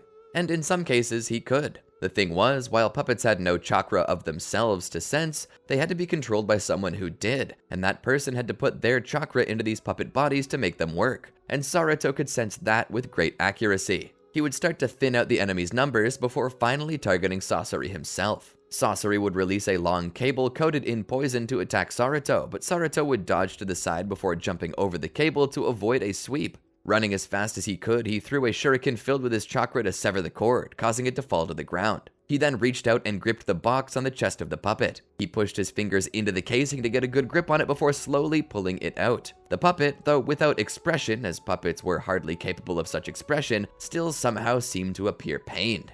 Saruto continued pulling, yanking on it, jerking on the box until he pulled it free. The puppets all fell to the ground, Sasori included. Holding the box there in his hands, he saw the red fluids leaking out from inside. "You did this to yourself, Sasori," Saruto said. Chiyo would soon appear and beckon for the box. It was then that Saruto learned that Chiyo was Sasori's grandmother. He obliged her, giving her the box so she might be there with Sasori during his final moments. He offered them some privacy. It was then that Sakura and Kakashi returned with the body of Gaara. He'd already been killed, his tailed beast ripped from him. Saruto sighed in displeasure, his anger slowly rekindling, knowing that Gaara had been killed. But this didn't last long. Chiyo had been the one to seal the One Tail inside of Gaara, and as the guilt built up, having robbed Gaara of some semblance of a normal life, she felt indebted to him to restore it. And so, using her technique, she gave up her life so he might live, this time without his tailed beast. After this, Team Kakashi and Team Guy returned to Konoha. Once there, they spent some time resting until Hiruzen declared that the Akatsuki were public enemy number 1. Their bounties were boosted in the bingo book. It was at about this time that Itachi would send for Sasuke.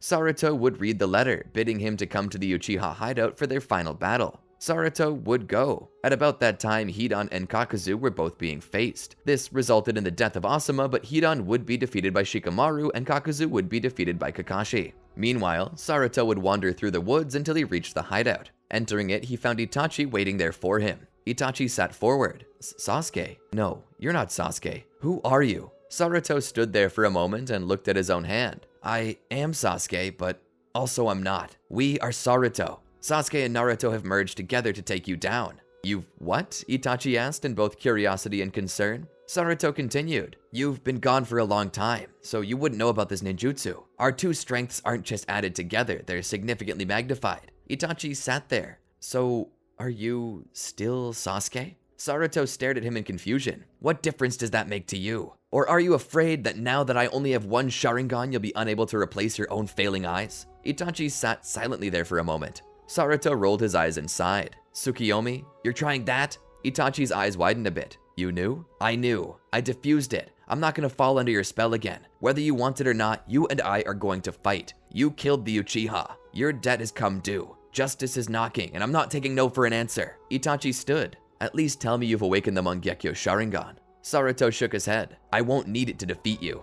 Itachi let out a sigh. "How ignorant. Then come face me." Saruto began walking forward. Itachi matched his stride and his speed. Slowly, the two increased their walking speed until they entered a trot and then a full-on dash. They ran at each other. Itachi went in for a punch, but Saruto, with great agility, jumped over his fist and landed on the other side, proceeding to punch Itachi in the stomach, sending him skidding back. Itachi hit the ground and vomited some blood. He sat there for a moment before looking up. "Guh?" Saruto smiled. "Was that too much for you? You could just give up now. Surrender and I promise you'll face a fair trial." Itachi stood. "It seems I'm going to have to turn this up a notch." He activated his Mangekyo Sharingan. Once more, he rushed towards Saruto with another punch. Saruto blocked it and retaliated, only for his fist to strike the ribs of a Crimson Susanoo. Itachi managed to sweep Saruto's legs. Saruto began to fall down, but stopped right before he hit the ground, catching himself on his hand. He flipped backwards to escape, only for the ethereal hand of a skeleton to reach out and grab him. The Susanoo smashed Saruto into a wall and then punched through the roof, holding Saruto still. Saruto was beginning to bleed. He hadn't expected this. Was this truly the power of the Mangekyo Sharingan? It was amazing. Itachi climbed out with his Susanoo. The armored chakra cloak surrounded him as he threw him across the roof of the hideout. Saruto skidded to a stop. As he sat there, Saruto looked over and saw Itachi walking toward him slowly. "Now, I know how you destroyed the Uchiha."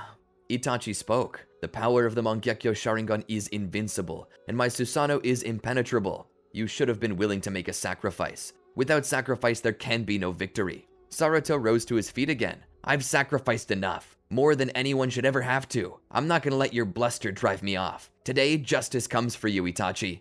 Saruto suddenly began digging into deeper power. A golden aura appeared around him that transformed into the Nine Tails chakra cloak. Saruto rushed in with great speed, smashing into the Susanoo, bouncing off the side of it. The Susanoo swung its fists at Saruto, but Saruto dodged and rolled to the side. He tried to break through the skeleton's ribs, trying to pass between it. But as if knowing what Saruto was trying to do, Itachi covered it and entered its second armored stage. Like this, there were no gaps in the armor. It was equally impenetrable, but now it possessed two weapons, the Yata Mirror and the Blade of Tatsuka. Now, of course, Naruto doesn't know what either of these things are, which is dangerous, because regardless of his strength right now, that blade can and will seal him away if he's struck by it. But here's the fun part, Naruto's gonna be avoiding that thing like the plague, because even if he doesn't know what it can do, guess what? When you see a flaming sword, your first instinct is, I'm not gonna touch that. And so, Naruto indeed does not touch that, but the mirror he's quick to attack. He rushes in and tries to smash it, but realizes that it simply negates his ninjutsu attacks. As it stands, it looks as though Itachi's Susanoo is truly impenetrable, but Naruto is not done yet. He steps back and begins to power up as much as he can. Sending a shadow clone off into the distance, it begins to take in nature energy and enter Sage mode. Naruto keeps Itachi busy during this time. After it's ready, it returns to Naruto, awakening his Sage mode on top of his Nine-Tails Chakra mode. But even still, Naruto is skeptical that this power would break through the Susanoo, so he also throws on top of it the third gate, the highest gate he knows how to open. With this, he rushes in with a Rasengan packed as densely as he could make it. He dodges the blade of Totsuka a couple times before smashing his Rasengan into the mirror, breaking completely through it and smashing through the Susanoo as well. This heavily slows down his momentum, but allows him to still strike Itachi with the Rasengan, sending him flying. Itachi rolls before coming to a stop, laying there. Naruto gasps and heaves, trying to catch his breath, dropping out of Sage mode and the third gate, though continuing in his Nine-Tails Chakra mode. His muscles feel like they're tearing. He uses the chakra of the Nine-Tails to heal himself. He begins to walk over to Itachi. All right, get up. I know I didn't hit you that hard. I even held back when I got down to you. Itachi coughs as blood exits his mouth. Naruto kneels down beside him. Hey, are you okay? I didn't think I hit you that hard. You didn't, he said as he laid there. He was wheezing. Naruto sat there for a moment. You're not okay, are you? Itachi shook his head. Turns out I have cystic fibrosis. Been slowly killing me for a while now. Use of my Mangekyo Sharingan makes it worse. Naruto sat there for a moment. Is that why you wanted my Sharingan? Were you trying to awaken my Mangekyo that night you killed everyone, so you wouldn't die? Itachi sat there silently for a moment before saying, yes. Naruto shook his head. You know I loved you, right? That I would have given anything to help you, including my own eyes. You didn't have to do that. Itachi looked over. It's why I wanted your Mangekyo, but that wasn't it only. I wanted to see... See what? Itachi sat there for a moment, wheezing before continuing. If I could do it. You killed everyone, just to see if you could? Itachi smiled. I was always the strongest, and then I knew by how much. I knew you had potential, but I never figured you would merge your potential with someone else. Huh. Huh. Disgusting, Naruto said. You're truly despicable. It doesn't really matter now, Itachi said. I'm dying. You got your justice. Now flaunt your victory back in Konoha. Naruto sat there for a moment. He sighed. He held Itachi's head up. What are you doing? Itachi asked. Naruto rested Itachi's head against his leg. If you're dying, I might as well be here with you while you go. You may be a total bastard, but you're my total bastard. Itachi was moved by this to the point where he started to cry. Naruto looked down. What are you crying about? You're scared to die? Itachi shook his head. Why are you being kind to me? I killed everyone you love. Naruto was silent for a moment before he spoke. Because I don't want to live ugly anymore. You told me to live ugly and I did. Then, when Naruto and I fused, I saw things in a new light. I don't want to live a grudge. I want to be alive. When I go home after this, I want to do so without regrets, and I think I'll be able to sleep at night better knowing that even after everything you did to me, I could at least make sure that your death was an easy one, and that you were comfortable and not alone. Itachi then spoke. I'm sorry, Sasuke. I didn't want to do what I did. Naruto looked down. What do you mean? Itachi spoke. The Uchiha were going to try and overthrow everything. This would have led to a civil war that would have seen the Hidden Leaf decimated. The Leaf ordered a surgical strike, and Danzo commanded that I be the one to destroy the Uchiha, saying that if I did, he would spare you. But if I failed, he would have killed you too, along with me. Naruto's eyes widened. Wait, what? Itachi spilled the beans, telling Naruto everything. Why didn't you tell me before? Naruto asked. I wanted you to hate me. I wanted you to kill me and take your place as the hero of the village without being haunted by your actions.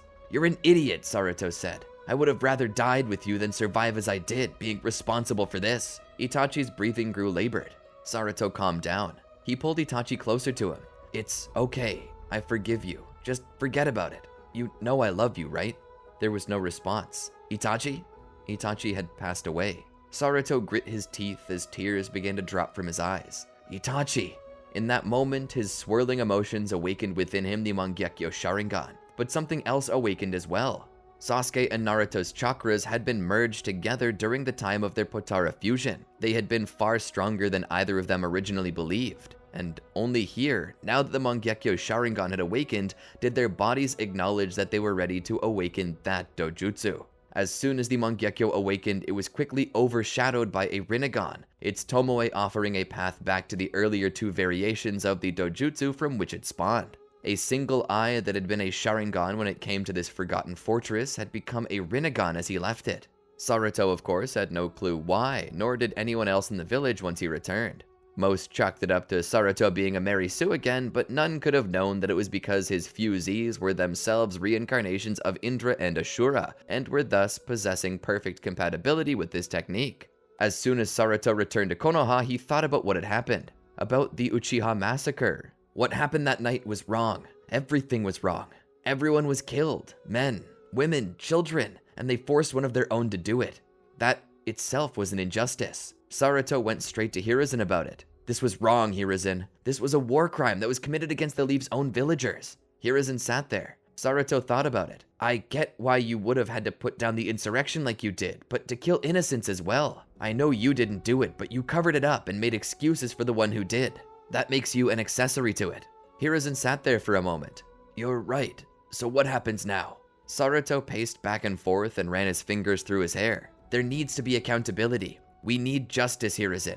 The Uchiha deserve it. I deserve it. The village needs to know what happened, and there needs to be consequences for those involved. Hiruzen nodded. I understand. After this conversation, Hiruzen would confess the incident to the people, explaining what happened and why he acted as such. To this end, Danzo Shimura was imprisoned, and Hiruzen himself stepped down, passing the torch to Jiraiya. Hiruzen, due to his confession and stepping down, as well as due to how he did not personally have the Uchiha killed, was given leniency according to Saruto's desires. He was not imprisoned, though he proceeded to live the rest of his life in disgrace. Things began to calm down. Sakura was a real source of comfort for Saruto at this point, her kindness and love soothing his spirit. But as the days continued to pass, an event nobody expected transpired. The Leaf came under attack by Pain. As Pain's 6 paths began to run amok, the Diva Path hovered above the village, pushing his hand out, ready to decimate it with a single Shinra Tensei. He had not realized that Saruto was below, ready to do the same back in his direction. The two almighty pushes met each other midair and caused the blast to be spread out harmlessly across the sky. Pain was confused. Slowly, Saruto rose up to meet him, hovering the same way Pain was. Saruto hovered there across from Pain, his arms crossed. You looking for someone? It was common knowledge at this point that the Akatsuki were looking for tailed beasts, and Pain knew that Saruto knew, so he said nothing. Don't be shy, Saruto said. Come on, tell me what you want. You want me, don't ya? Well, now you have me, so take the precious tailed beast you want. Pain would form a chakra rod in his hand. If you are searching for a fight, I will provide it for you. Pain struck out at Saruto, but Saruto formed a blade from his hand using the Ashura path to catch it. You have no idea how truly outmatched you are, he said to Diva. You think you're so powerful, but you spread your power out among 6 people. What I'm facing now is only 1/6 of the power of the Rinnegan. Meanwhile, I'm using 100% of its power. Suddenly, a Susanoo fist appeared out of thin air and smashed Pain, sending him to the ground. Saruto lowered to face him. I'm also using 100% of my Mangekyo Sharingan. With this Rinnegan, I don't even have to switch to my Mangekyo to use its power. You're so outmatched, it's not even funny. I'm not even using Sage Mode or Ninetales Chakra Mode. You're cooked. Suddenly, from behind, Obito appeared and attempted to attack him. Saruto tried to grab his hand, but it passed right through his grip as if nothing even happened. He reached in and grabbed some of the Ninetales Chakra, pulling it free. Saruto stumbled back a bit, trying to understand how this worked. Saruto began analyzing Obito with his Rinnegan, trying to understand what he did. Give that back, he shouted as he rushed at Obito, trying to grab the man, but as soon as he tried, the man disappeared. It was then that Saruto understood. Space-time ninjutsu, a dojutsu ability. Saruto felt within himself. A part of Kurama's chakra had been stolen, but not all of it. The main part of the beast was still in him, but he had lost a significant portion of its chakra, half at least. Kurama would regenerate. Wow, your friend took quite a bit of chakra from me. Still, Saruto turned to face Pain. I have more than enough to take you on with your little boy band. And it was then that the other paths of Pain converged on Saruto. Saruto looked around at them and smiled. Bring it on. As the human path ran in, it attempted to grab his soul and rip it out, but Saruto utilized the Ashura path to form a large chakra cannon on his arm that he fired to blow the human path apart. As the Predapath grabbed Saruto from behind, Saruto also activated his Predapath. The chakra that Pain's Predapath was trying to steal from Saruto was itself being re-stolen again by Saruto using the same ability. He grabbed the Predapath's arm and threw him over his shoulder before blasting him away with the same chakra cannon he used before. Then came the Ashura paths, attempting to do the same thing to Saruto that Saruto was doing to the others. Saruto would hold out his hand and use the Predapath to absorb the blast, and then redirected it into the Naraka path before forming a bladed whip with his hand and swinging it at Ashura. Once the bladed whip had wrapped around Ashura, Saruto gave a quick, forceful yank to sever the Ashura path to piece. He ran toward the animal path and slammed it onto the ground. As he did this, Pain's Diva Path was in the air, preparing a Chibaku Tensei, throwing it to the ground. Saruto looked up at it and used the Ashura Path to turn his feet into rockets, propelling himself up toward it. He then used the Ashura Path as he raised his arms to combine them into a drill. He began spinning rapidly. He hit the Chibaku Tensei to begin drilling through it. Once he pierced the core, it exploded. Diva had no time to react as the drill smashed through him as well, shredding him to pieces. Saruto would then land on the ground and take up one of the few remaining chakra rods and tried to follow it back to its source. The moment that he did, of course, he was met with an astounding sight. Konan and Nagato both had been killed already, Nagato's eyes removed from his skull. It was then that Saruto knew that Nagato had likely been killed by the man in the swirling mask. He'd report this to Jiraiya, who would call a 5 Kage summit. There, the various nations would agree to work together to find and stop Obito from completing his plans. However, despite Kumo's attempts, Obito managed to get at least a little bit of the 8 Tails chakra from Killer Bee. With this, he was ready to awaken the 10 Tails. So, the allied shinobi forces scrambled to find the 10 Tails and ended up entering into combat with the Zetsu forces. Eventually, they discovered the location of the Geto statue and get there just as Obito is finishing putting the final bit of the 9 Tails into it. This awakens the 10 Tails and it goes on a rampage. But knowing that Saruto has a Rinnegan, Obito is quick to absorb it. Once absorbed, he faces off against the allied shinobi forces. Saruto personally faces off against Obito while the Zetsu fight the forces behind him. As their fists clash with each other, it's obvious how close they are to a match. Saruto activates his 9 Tails chakra mode on top of Sage mode and throws in his third gate of life just to even the playing field a bit more. Together, their power manages to push back Obito. Obito is astounded that these two have this much power. Having thought he could get away with not using it, Obito begins to utilize his Kamui, but Saruto is no idiot. He saw how Obito had done this in the past. Since then, he tested his own Rinnegan and has found out how to utilize space-time ninjutsu. He continues to fight against Obito, his fists passing through. His attacks may be doing no damage, but every time they pass through, he learns their spatial and temporal coordinates. Eventually, Saruto's fists can follow Obito into the dimension and strike him. Black Zetsu, knowing that he can't wait any longer, decides to bond with Obito and immediately turn him into Kaguya. He had wanted to wait until the Infinite Tsukiyomi had begun, as the influx of chakra would have helped his mother to grow stronger faster, but as it turns out, he would have to push up the timetable a bit if he wanted her to return at all. And so he covers Obito and begins to awaken Kaguya inside of him. Obito loses control and continues to expand until eventually he ruptures into Kaguya herself. Kaguya stands there before Saruto, who is confused as to who this woman is. Kaguya looks at Saruto closely and squints. Hagoromo? Saruto stands there in shock. Who are you? The woman's expression returns to normal. She would then utilize her technique Ameno Minaka to teleport them all to a different dimension, or rather more like teleporting another dimension to them. Saruto is in awe of the power of this jutsu. The woman is still a bit confused as to what's going on here. You're not Hagoromo, are you? You feel like Hagoromo, and you possess his eye, but that's where the similarities end. I must know. Suddenly she casts them into a genjutsu with her Rinne Sharingan and enters their mind. There she sees Saruto in his subconscious, along with Sasuke and Naruto. Strange. You possess 3 people in your mind. Is it possible that, like me, you have fused with another being? As I fused with the 10 Tails, have the sons of Hagoromo fused into this new one? Her nose scrunches up in annoyance. With a shot of her all-killing ash bones, she severs the rope holding them all together. That should end this, she says. She leaves the mind as the subconscious begins to fall apart. Saruto watches as the rope holding them all together disintegrates. No! No, no, no, no, no! He falls to his knees as Sasuke and Naruto rush to him. Saruto realizes that this is the end. He looks up at Sasuke and Naruto. I don't want to go. Sasuke and Naruto look at each other and then back to Saruto. They both hug Saruto as tears begin to roll down his cheeks. There was so much I wanted to do.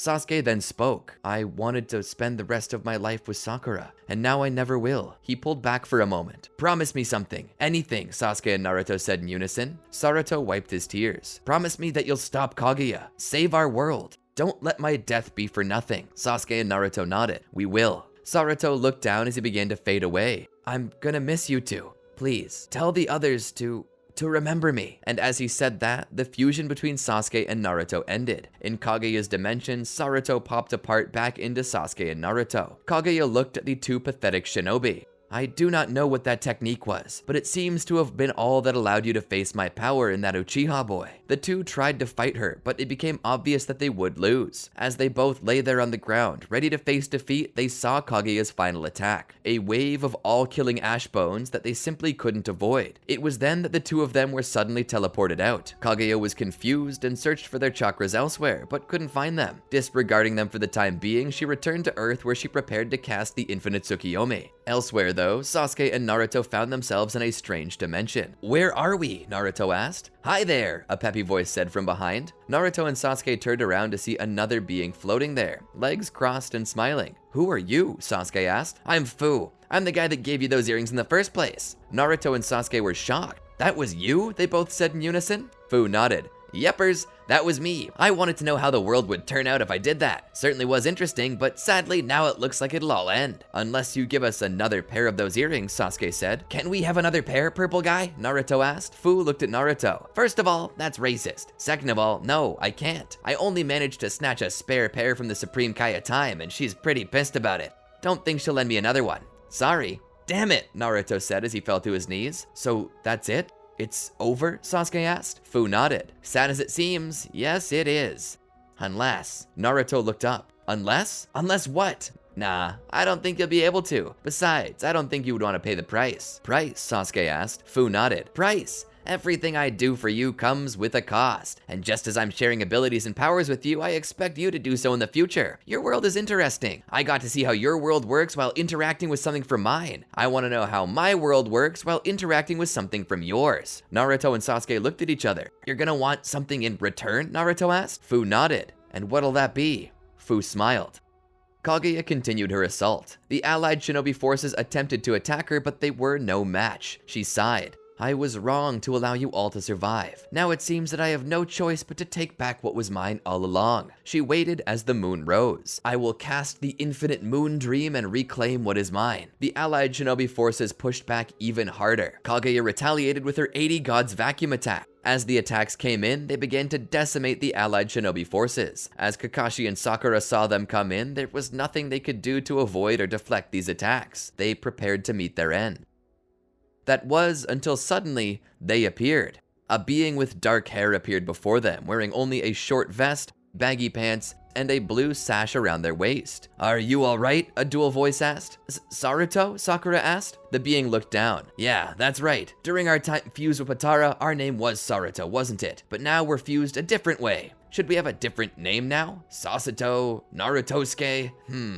Nasuke. What are you talking about? Sakura asked. Nasuke looked back. A mysterious being from another world taught us a special dance that would allow us to fuse like the Potara did after Kaguya split our fusion. But the downside is that it only lasts for 30 minutes at max, so we gotta fight now. Sorry, I can't explain further. Time is of the essence. Without another word, Nasuke rushed off to face Kaguya. As soon as they got there, she looked at them. I thought I ended your fusion, she said. Nasuke, careful to avoid her Rinne Sharingan's gaze, spoke. You did. But you can't keep a good fusion down. Kaguya took a deep breath and let it out slowly. No matter, fused or not, I will destroy you. Nasuke shook his head. Not so. Fusion wasn't the only thing that the strange being taught us. This fusion was to get our so-called power level high enough for this next technique. Get ready, Kaguya. Nasuke pulled out a rice cooker and sat it down on the ground. He proceeded to enter Sage mode on top of Ninetales Chakra mode with the third gate of life opened on top of it. Flipping back, Nasuke entered a wide stance and pushed his hand forward. Evil containment! Suddenly, Kaguya is overtaken by a massive green whirlwind, being converted into pure energy. What is this? Nasuke then used the Rinnegan to line up the shot properly and forced Kaguya into the rice cooker. As soon as she was in, Nasuke quickly closed it and locked it, and then placed the tag Fu had given them over the cooker. And with that,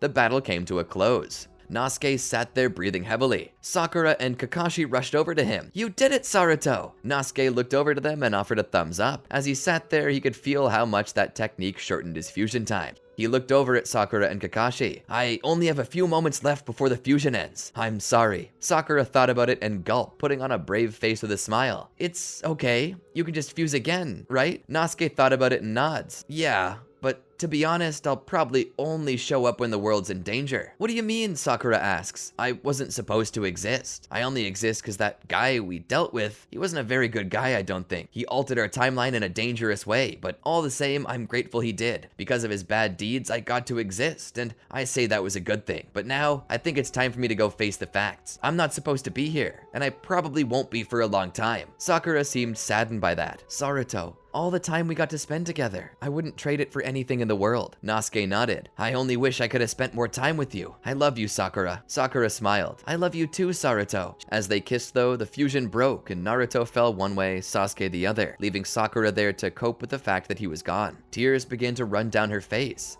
Kakashi was too busy worrying about the rice cooker, hoping that Naruto and Sasuke didn't accidentally land on it. Several weeks later, Naruto, Sasuke, Kakashi, and Sakura were both in Ichiraku Ramen. It had been some time since the end of the Fourth Shinobi World War. Jiraiya had taken the rice cooker and had it covered in concrete before placing it in a place where nobody would ever think to find it. That, they hoped, would be the end of Kaguya's threat, but just in case, they'd begin studying ways to defeat her, including learning that fusion technique from Sasuke and Naruto, as well as the sealing technique. "By the way," Kakashi said, "you mentioned that there was some otherworldly guy there. Tell us more about that." Naruto nodded. "There was a guy with purple skin. He said he was a demon from a world not too different from our own, something he called a jump verse. He taught us the fusion ability we used against Kaguya, though he said he'd need some favors in return," Sasuke tacked on. "Yeah, there was a price, wasn't there?" Naruto said. "Price?" Sakura asked. Naruto looked back at her. "To be honest, he didn't tell us. He said he'd call in an IOU later when he needed it, something to do with testing out some stuff from our world and the world where he came from. Then he disappeared." "You don't suppose we've seen the last of him, do you?" Kakashi asked. Sasuke sat there thinking about it. "Regrettably, I don't think we have." Elsewhere, in another dimension entirely, Fu was watching this happen. "Interesting. Chakra, dojutsu, ninjutsu, taijutsu, so many interesting abilities here. But I wonder what would happen if I took something from here and brought it back to my world. I wonder indeed. Maybe it's time to call in an IOU." That's the end of this series, but it could so easily spawn a brand new series if you're interested in seeing that. Maybe we could let Fu bring some stuff from the Naruto world into the Dragon Ball world. But what would he bring? And who should he give it to? I suppose you'll just have to be the ones to tell me. Let me know down in the comments below what you'd like to see him do to the Dragon Ball world using the resources he acquired from the Naruto world. And while you're at it, don't forget to like, subscribe, and ring the bell to be notified when that video drops. As always, here's a few more videos I think you'd be interested in, and until next time, peace.